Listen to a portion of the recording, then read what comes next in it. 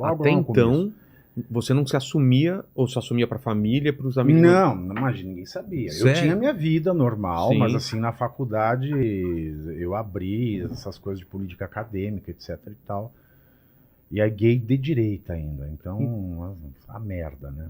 É, ninguém espera, né? Não, que aí o povo que não era lulista deixa de gostar de você porque você é gay, né? Com raras exceções.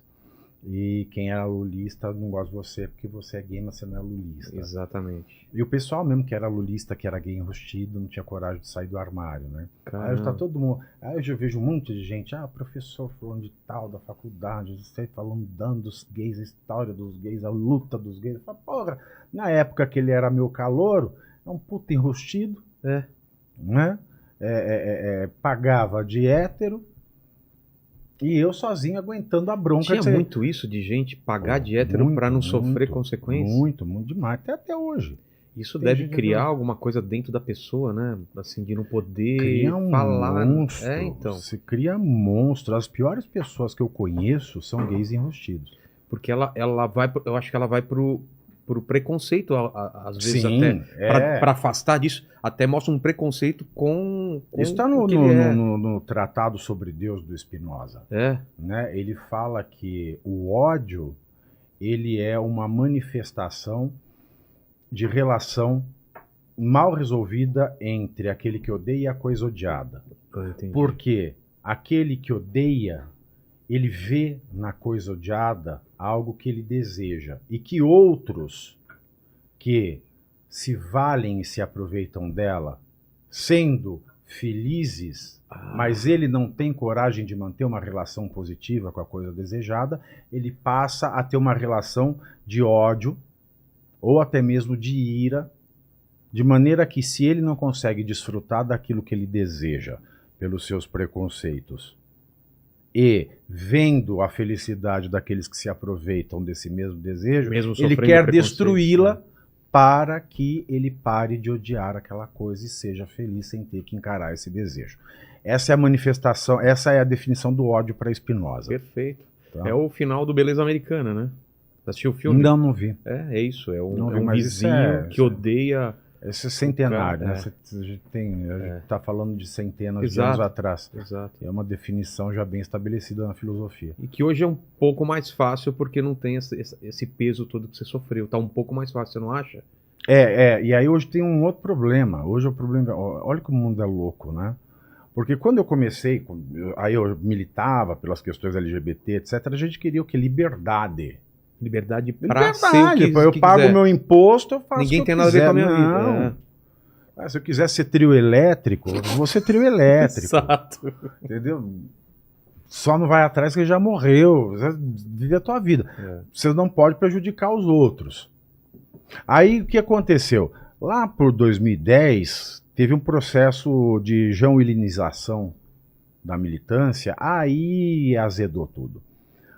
Porque aí você começou a categorizar nichos. Eu sou gay.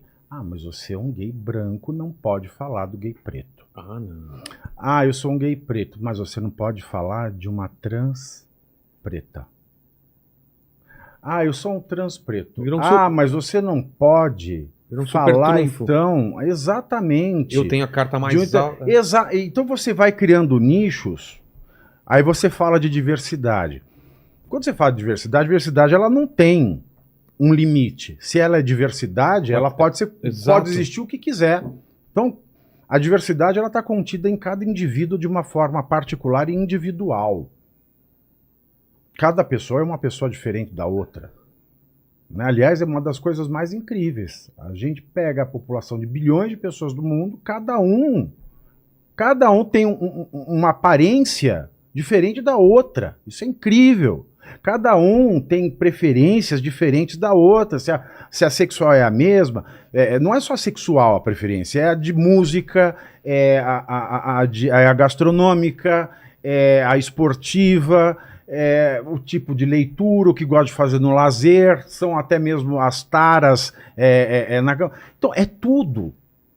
A individualidade, a pessoalidade, a particularidade, o que nos torna indivíduos, É algo único. Então não dá para falar, eu sou da turma dos homens cisgênero homossexual. Por que a militância faz isso? Porque quando você cria essa diversidade falsa, você cataloga, você quer ter aquilo que se chama lugar de fala, que dentro da doutrina identitária, que é esse veneno da esquerda, que separa a sociedade em tribos Aí eles fazem uma troca de palavra perversa, de identidade, que na verdade não é identidade, é identificação. Porque a identidade, eu falei, ela é única, pessoal, no mundo, cada um tem a sua. Uma identidade soma é igual toba, cada um tem o seu. Exato. Tá? E identificação, como são palavras similares, você fala identitarismo. O identitarismo, então, não é a valorização da identidade. É a redução à identificação. Então, você é do grupo do homem cis gay. Você é o grupo do trans, da mulher trans homossexual. Você é a mulher trans heterossexual. Então você vai criando compartimentos, e aí você depois cria os não binários, aí você cria o comum de dois gêneros, aí depois você cria o parangarico tirimíharo. E aí você vai criando tribos que você identifica, e só aquelas pessoas e os líderes vão exercer uma liderança sobre aquilo. Você cria seitas. Né? É dividir para dominar, é a velha lição. É maquiavélico isso. Você divide para ter domínio. E quando você tem o domínio, você faz barganhas políticas com aquele grupo. Você usa aquelas pessoas e de uma maneira sectária mesmo, você vai colocando, você vai doutrinando as pessoas daquela identificação, daquela etiqueta, de maneira que se elas questionam os intelectuais, os próceres daquela categoria de diversidade, ela é posta para fora, da mesma maneira que alguém que questiona o líder de uma seita. Então você cria débeis mentais, não pode falar mais isso, você cria imbecis. Zumbis. Não, é débeis mentais, é debilidade mental, porque você cria uma debilidade mental e aquilo vira como que uma religião secular, uma religião sem Deus. A causa passa a ser a fé das pessoas, e essas pessoas elas negam a lógica em nome da causa. Tudo pela causa, ninguém pode estar contra a causa. Então, eu sempre estou acostumado com isso, né, de ser atacado pela militância LGBTQIAP+, que cada vez vai aumentando as letras, e não sei por que põe esse mais, podia enfiar naquele lugar, porque se cada hora é uma coisa ridícula, e que demonstra que eles falseiam a diversidade. Quando você precisa criar categorias, parece que você está estudando animais. Parece que você está pegando animais e catalogando num livro. Isso é uma coisa ridícula, ainda mais depois que o projeto Genoma se firmou, no final dos anos 90, caiu por terra toda a teoria das raças. O ser humano só tem uma raça, a raça humana. Nós somos todos seres humanos. E aí você joga por terra esse identitarismo da militância que fica, a democracia, o amor venceu. Venceu tem vários significados, né, no dicionário. No Michaelis, por incrível que pareça, o significado de número 13 de vencer é expirar, estragar. Então esse amor venceu o amor estragou. O amor venceu, o amor acabou, expirou. Já não é mais. Então esse pessoal, hoje, eles ficam colocando critérios e divisões na sociedade e causas acima do raciocínio. Você reduz a sociedade, a civilização, à tribo. E quando você faz esse caminho de volta da civilização à tribo, você está levando o mundo para a barbárie, um mundo onde ninguém se conversa e as pessoas de determinada tribo elas têm que se comportar como estátuas de sal que se entreolham, mas não se veem, para que elas não sejam jogadas para fora dali. E como a sociedade tribalizada, seja assim, eu sou da tribo dos trans, da tribo dos gays, eu sou da tribo dos evangélicos, eu sou da tribo dos candomblecistas. Quando você se fecha em tribo, você é jogado para fora de uma tribo, você não tem mais lugar. Você se vê perdido. E a civilização, ela é o contrário disso. A civilização que parte de uma compreensão muito, muito tardia muito tardia da filosofia cristã, ela é algo universalizador. Ela abarca todas as diferenças em respeito a uma máxima que é a seguinte: quando Deus se faz homem, em Jesus, eu estou falando isso filosoficamente, você pode acreditar ou não como religião, e quando o Espírito Santo desce nos apóstolos, se você não é religioso, você tem que admitir que esta alegoria ela é muito poderosa no sentido de que nós, diferentemente dos outros animais, não somos criaturas, nós somos filhos de Deus. E filho herda as características do pai. Qual é a característica de Deus? O que eu posso dizer de Deus? Deus é aquilo que cria. É aquele que primeiro criou. Então, você só pode dizer uma coisa, ele cria. Ele é a razão primeira de todas as coisas, seja lá o que for, a forma que tiver, eu não sei dizer. E o ser humano, diferentemente de todo o resto da natureza, é o único que tem o poder de criação. Exato. A gente carrega nos braços, nas pernas, as limitações animais, mas tem no cérebro o poder divino da criação. De imaginar. Então, e isso, fazer. exato. Isso até a arqueologia mostra. Você acha pinturas rupestres de seres humanos. Cara. Você não acha de cavalo, de chacal. Alguém que viu alguma coisa e transformou numa coisa abstrata, por isso, que é um desenho. O príncipe dos conservadores católicos ingleses, o Chesterton, ele coloca isso muito bem, e ninguém compreende Chesterton. Os nossos conservadores, eles leem Ortodoxia do Chesterton e acham que entendem Chesterton, mas eles não entendem. Porque Chesterton ele mostra muito bem isso, a arte é a assinatura do homem, só o homem fez arte durante toda a história da humanidade e na pré-história, conforme o que se acha em paleontologia, em escavações. Verdade. Então, nós criamos. Nós somos a criatura mais anormal que existe no conjunto da criação. A gente não pode falar que o ser humano ele é algo natural. Um pênis e um ânus é contra a natureza, mas o ser humano também é contra a natureza. Porque ele mostra muito bem que, ao contrário de todos os outros animais, nós somos os únicos que não nascemos com adaptação na pele para aguentar as 4 estações do ano sem morrer. Nós temos que criar, inventar a roupa. E o processo de criação é um processo artístico. Nós não temos adaptações naturais, garras, dentes e agilidade de outros animais para nos defender. Nós temos que criar armas. Nós temos que criar sistemas de proteção e sistemas sociais. E mesmo assim, a gente sendo esse animal frágil, sem dente, sem garra, sem uma penugem, uma pele que aguente as 4 estações do ano. A gente tem que aprender a cozinhar. Escuro, Exatamente, a gente é mal adaptado. Total. Então o homem ele é o antinatural que domina o planeta. Por quê? Porque ele tem a capacidade divina. E quando a acepção do cristianismo mostra que nós somos filhos e não criaturas, e o Espírito Santo nos mostra que nós temos a substância de Deus, que a única coisa que eu posso dizer é criação, porque nós criamos. Todo homem, toda mulher, todo ser humano, ele reconhecidamente na qualidade de pessoa que, diferentemente de todo o resto do mundo, da natureza e da criação, tem essa substância de Deus, tem o direito à liberdade.